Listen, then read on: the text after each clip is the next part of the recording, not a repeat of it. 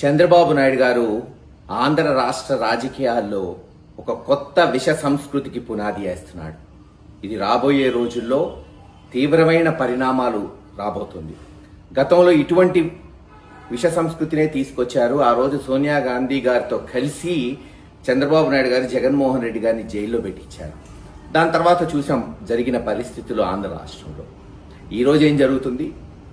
జగన్మోహన్ రెడ్డి గారు ఎంపీ కాకముందు ఒక మంచి వ్యాపారవేత్త, విజయవంతమైన వ్యాపారవేత్త, అది పవర్ స్టేషన్స్ అవ్వచ్చు, లేదు సిమెంట్ కర్మాగారం నిర్మించారు కడపలో, కొన్ని వేల మందికి ఉద్యోగ అవకాశాలు, కొన్ని వేల కోట్లు పన్నుగా మరి రాష్ట్ర కేంద్ర ప్రభుత్వాలు కట్టడం జరిగింది.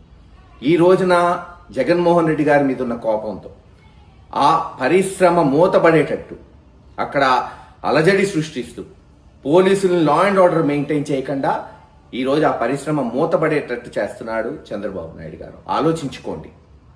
ఎవ్వరికీ పదవి శాశ్వతం కాదు. ఇది నాకన్నా జగన్మోహన్ రెడ్డి గారి కన్నా బ్రహ్మాండంగా తెలిసిన వ్యక్తి ఎవరన్నా ఉన్నారు ఈ రాష్ట్రంలో అంటే చంద్రబాబు నాయుడు గారు. 6 ఎన్నికలు తెలుగుదేశం అధ్యక్షుడిగా చంద్రబాబు నాయుడు గారు పోటీ చేస్తే 3 ఓడిపోయాడు, 3 గెలిచింది.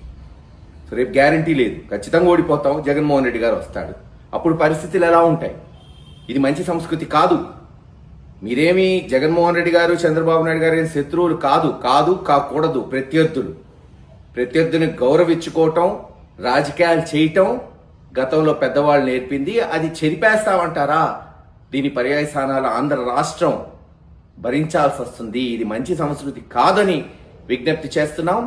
ఏది ఏమైనా ఈరోజు అందరం కూడా పరిశ్రమలు రావాలి, రాష్ట్రం బాగుపడాలని కోరుకుంటున్న ఈ తరుణంలో కొన్ని వేల మందికి ఉద్యోగాలు కల్పిస్తూ కొన్ని వేల కోట్లు పన్ను రాబడి తీసుకొస్తున్న భారతీయ సిమెంట్స్ని సక్రమంగా నడిపేటట్టు ఈ ప్రభుత్వం అన్ని చర్యలు చేపట్టవలసిందిగా డిమాండ్ చేస్తున్నాం.